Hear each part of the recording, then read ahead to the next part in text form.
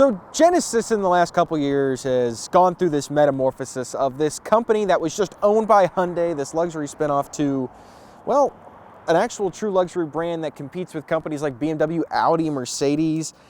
And I got to tell you, the GV80 does not disappoint. Sure, it looks like a Bentley, but Bentleys look cool in the end, so why not make a car that looks like a Bentley? So yes, today I'm going to be reviewing the Genesis GV80. I'm Aiden, and you're watching God Next.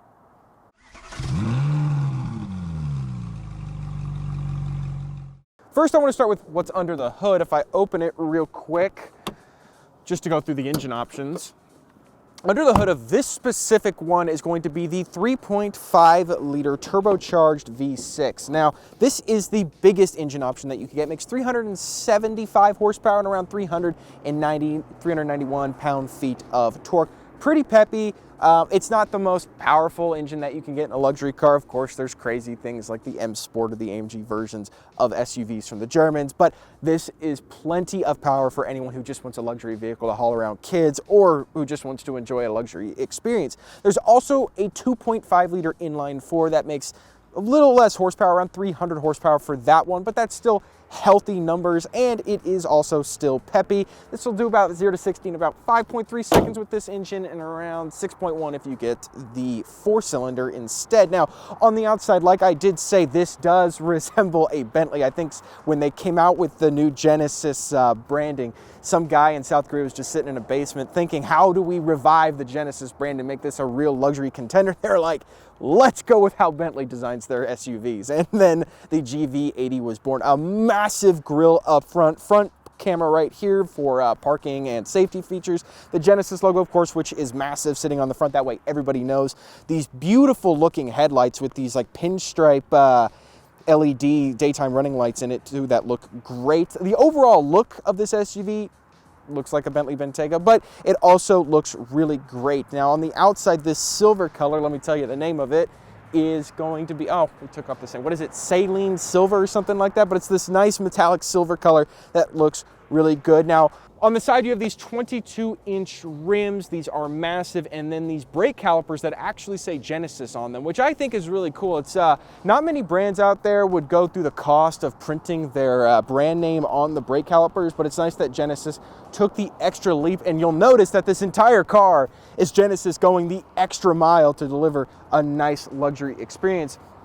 And nothing very specific on the outside of this car, but if you are interested, these mirror caps do have cameras in them. That way when you hit the turn signal, you'll be able to see what's going on the side of the road.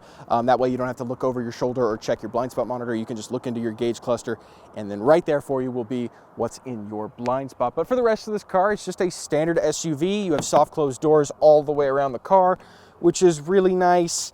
And then in the back, I guess we can look at the cargo area. Now in the back, to open this, and it took me a while to figure this out because this isn't very common, but they put the tailgate opening button on the back of the rear wiper. You press this, and it takes a bit to open. But when you open, you will see that back here, plenty of cargo room. Behind the front seats, you have 72 cubic feet of cargo space, and behind the second row, you do have 37 cubic feet of cargo space. It is optional with a third row, though I don't know if it would be advantageous to do that just because there's not a lot of space back here for people, but plenty of space for cargo. This is a really, really, really capable tailgate area. You do have this really nice cargo cover just in case you want to use that. It's like this nice, I don't know, it feels like linen, but I know it's not linen, but it just feels nice in general. It's nicer than I would expect for someone to do for a cargo cover. The back carpet back here matches the secondary color that they have on the inside, which is this brown on this vehicle. And not that you have floor mats just sitting back here, but to just showcase these off because these are back here. These are some of the nicest floor mats I've seen in a vehicle out of South Korea before, and they say Genesis on them, which is really cool. You have electronically folding second row buttons right here. This is for raising and lowering the seats, 12-volt socket, cargo nets, all the things that you'd want. And yeah, and these nice little cargo lights too that have this nice little knurling on the edge of them and a pattern, a diamond pattern. It's just above and beyond with the car so far. I don't know why Genesis has gone to the extent they have with this, but they've done a fantastic job, that's for sure. Now, the interior of the GV80 is just something else completely. They have gone above and beyond to make this car what it is. Let's start with the seating and the two-tone colors. These are diamond-stitched leather seats, and leather goes throughout this entire cabin. Of course, on parts of the seat, you have the secondary color piping that runs down it, and that secondary color is on the dashboard and on the doors. And then the leather extends all the way down to where the door bins would be, which is this like rubbery, it's not hard plastic, but it is still rubbery. But leather where your knees would be resting on the doors and on the center portion right here on either side of the center console. The steering wheel feels nice. It's phenomenal feeling, and of course it is electronically adjustable using the button on the side here. Every button on it is finished in this nice metallic feeling thing, which I'm assuming is just some kind of wrap that they put over it, and over 100,000 miles it'll probably chip off, but in any case it does feel nice. Paddle shifters on the back, which are never going to be used. This is probably going to be the least used button in the entire car. Each stock has this knurling around the end of it too, which I think is just, again, above and beyond for Genesis to go ahead and do. And that extends into the center console area where you have more knurling around the infotainment control. You have it around the gear selector and the drive mode selector, and more of that metallic finish on all of the buttons that you're going to be pressing in this car. And then up here, the climate controls, you have heated, cooled seats, dual zone climate control, all kinds of stuff like that. It is nice. It's got this little electronic screen, and they are touch capacitive, but it is super responsive, and you know that you are touching. You're not going to accidentally turn on your heated or cooled seat at all. Below that is going to be your charging and your ports. You have a Qi wireless charger, a USB, and two USB Type A ports. One's a super speed and one's a regular charging port. That's great. Your climate vents are kind of integrated into the dashboard and span the entire side. And the controls for those vents also have this nice finish on them, and they are metallic. It looks great, integrated really well. Let's go over some of the technology up front here. You have this gauge cluster, and it is fully digital, which is really nice. It's got this really interesting 3D mode that you can toggle on and off. If you press the OK button on the steering wheel, you can go into the infotainment, the gauge cluster settings, and you can turn on the 3D cluster, which kind of provides different lighting to the center compared to the sides, and it makes it have a 3D effect, which I think is pretty interesting. I keep it off just because, I mean, I'd rather the gauge cluster and the tach, or the speedo and the tach show more pronounced, but in any case, I think it's pretty cool. Now in the center, you have this massive 14.5-inch center screen with all kinds of stuff, Android Auto, Apple CarPlay, and it is extremely, again, responsive, and you can control all your climate features through here, your seating features, and yeah, I mean, other than that, it's just a normal infotainment system, but it looks really good, and the screen's super high quality. You can also turn it to this cool, like, chill mode that they got going on here, where it shows the date, time, and where you are located with the temperature, and then a little like snippet of the map, but it just is really, really interesting looking. Now, something that's also interesting and ambient with this car is if I go to media and then go to sounds of nature, this car packs preloaded sounds in that you can listen to and turn on the radio at any time, and this one is Experience the Universe. This one's the one that's on right now. You can listen to this while you drive. It's very relaxing. Could you imagine driving through a starry night on a highway on a road trip, and you turn this on and you just look out into the beyond with this song playing in the background? But anyways, yes, it is really cool. Now, you also have this wood finish in the center console as well. The stereo system used by this is Lexicon. I would have rather they just gone the extra mile and done Bowers & Wilkins or Harman Kardon and really push the boundary on another thing using a luxury sound system. But in any case, it's got a lot of speakers in it, and they're all finished in this nice chrome up here. It kind of feels like a cheese grater. But other than that, that's the front seats. This is really nice. I gotta say, Genesis, again, knocking it out of the park. Now, in the back seats of the Genesis, this is where you're going to be hauling your kids or your passengers back here. It is a nice rear seat area. The headroom's good. I mean, I have this beanie on, so it's a little limited for me, but the headroom is good. If I didn't have it on, I'd have like a whole hand's worth of headroom. You got this nice center armrest right here with storage, with felt on the inside to eliminate noise that's generated by the rattling items that would be in here. The cup holders are nice, not crappy plastic like in a lot of cars. They even have this little protection thing right here. and it's all wrapped in leather, of course. You also have the diamond stitching that extends into the rear seats. These seats are heated and cooled, and if you have a high-profile passenger back here and you want to make sure that they have enough legroom, of course, because I'm really high profile and I'm going to move Evo out of the way up here, if I press this button on the side of the seat, I can actually scoot the seat up and then fold it. Be comfortable.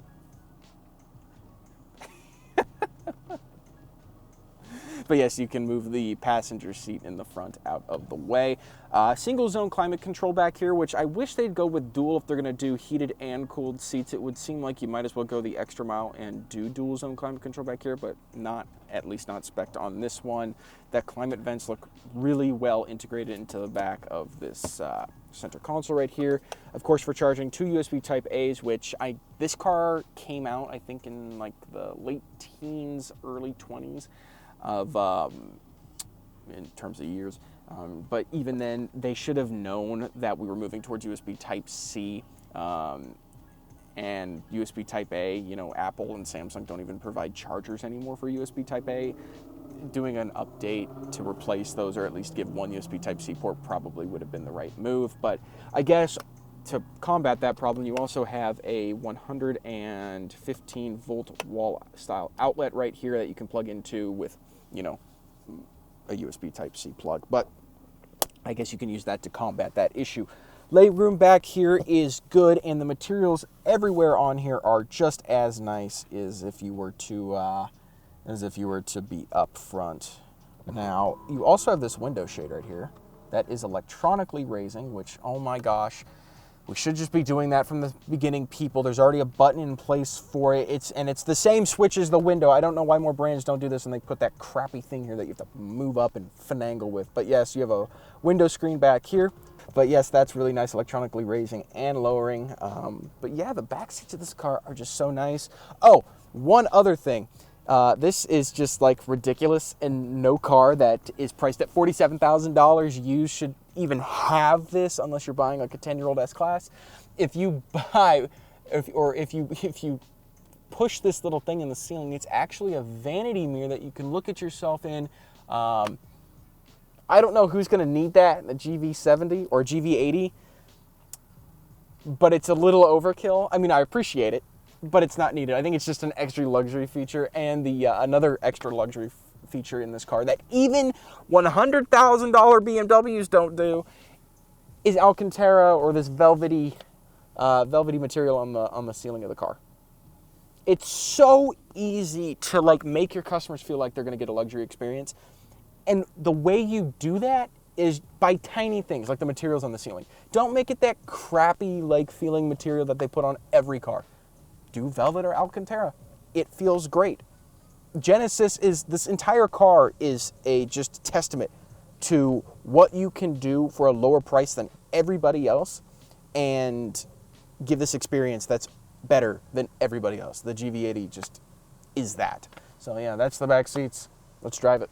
Now, driving the GV80, and I gotta be honest, I didn't expect a Genesis to be this nice in the first place. And it travels into and it bleeds over into the driving experience of this car. Now, it's in no means like something like an X5 M50 or M60 would feel like to drive, because it doesn't have a V8 and it doesn't make an incredible amount of power. It's just 375 horsepower out of this V6, which is healthy, but it's nothing crazy. So when it comes to like its power levels, it just feels like a normal SUV, but like it is extremely like subdued on the interior. There's not a lot of road noise. The suspension does a really good job of not letting you feel tons of bumps in the roads. It's still there. It's not air suspension, but it does a really great job of kind of helping the car waft and pick up a lot of the disturbances that you would get from the road itself. The steering's nice and light. One thing I do kind of like take issue with is this transmission. Like once you get out of first gear, can kind of jerk a little bit on that first to second gear shift. which isn't abnormal for cars to do, but it's still a little bit annoying. The heads-up display is nice. It's really clear and concise, shows your speed limit and everything like that, and your lane keep assist stuff. So if you're getting out of your lane, it'll put a red light up. You know, one thing I wish, and they've changed this in the 25s, is the steering wheel. It looks like the Mercedes-Benz S-Class steering wheel from like 2015 to 2018, which looks like a clown face. So, good thing they did change it, but these used ones are definitely gonna, if that irks you, that's something you're gonna have to deal with, because you're gonna be staring at it every time you drive the car. The driving position's nice and commanding, and if we put our foot into it a little bit just to see how it drives and accelerates, it's not bad. Car and Driver estimated this car and quoted this car to do about a 5.3 seconds 0 to 60 with the V6. If you get the inline 4, it's going to be around 6.1, but I'm assuming that engine's still pretty peppy. But this V6 is nice. I mean, it's a lot smoother. That's why I would prefer to have these larger engines in these SUVs, because larger engines are going to not take as much effort to get up to speed, which you don't want to effort in a luxury car like this. And they are overall just smoother. Inline 4s typically are just not as smooth as something like a V6 would be. Do I wish it made more power? No, not really. I mean, I don't really think Genesis gets into the whole the performance side of the car industry as much as the other brands do. The German brands always have their the SUVs and then the performance counterparts, and I don't think Genesis really focuses on that as a selling point here. I think they chose 375 horsepower. It's a great middle ground for people. No one's hitting me. It's a great middle ground for people wanting to find a car with enough power to basically do anything, and not so much that it's hard to control it. And this engine's still good. This car has a towing capacity of 6,000 pounds, which I think is pretty healthy, and I don't really think anyone would have thought of the GV80 as a car that can tow. I'm sure people do, but 6,000 pounds I think is quite, it's quite healthy for an SUV that, you know, no one really asked for that kind of, that towing capacity or the towing features at all, but, you know, it's there.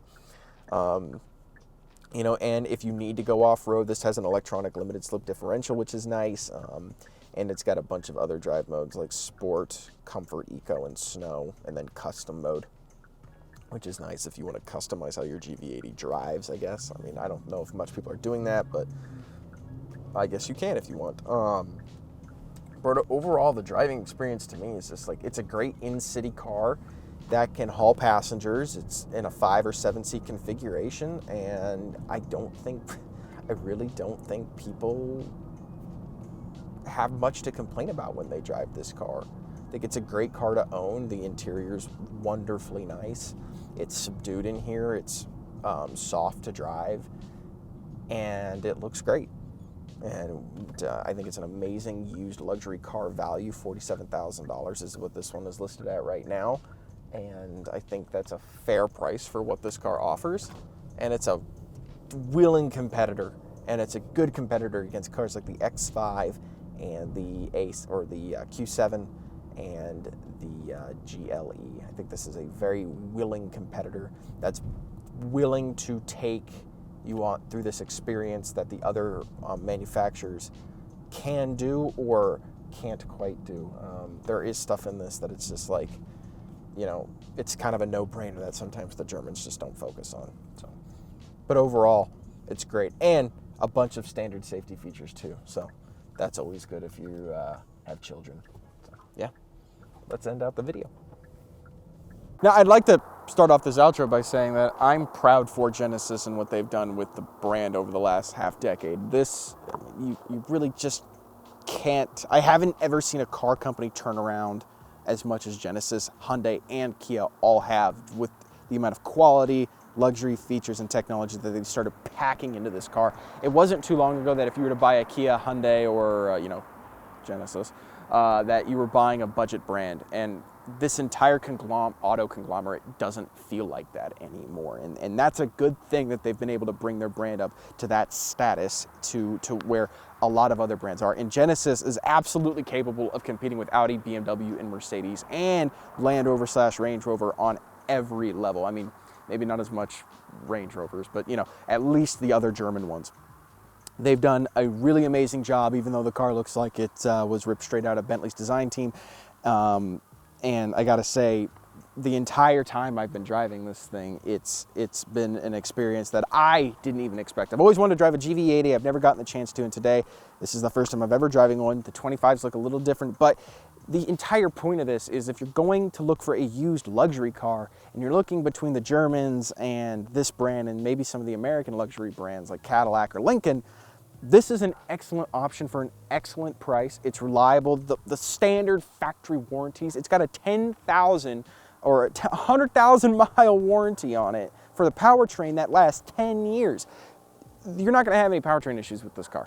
And if you do have powertrain issues, you don't have to pay for them, which is the nicest thing ever. The safety tech on this car is standard and is outstandingly good. The parking feature, I mean, that's a gimmick and no one's ever really gonna use that in real life, but still really cool. The materials on the interior, the wood, the paint on the exterior, how great this car looks. I really don't think that you're gonna find anything like this, and personally, I'd probably take this over an X5 or a Q7. And I'm a big BMW fan. I'd probably take this over like an X5 M40i, because this just gives me more value. So overall, I'd buy the car. I think you should too. And like I said, this one's listed at $47,000, which I think is a steal. So, yep. Anyways, if you guys like the video, make sure to hit that like button down below. And if you want to see more from us, make sure you subscribe, and I'll see you all in the next video.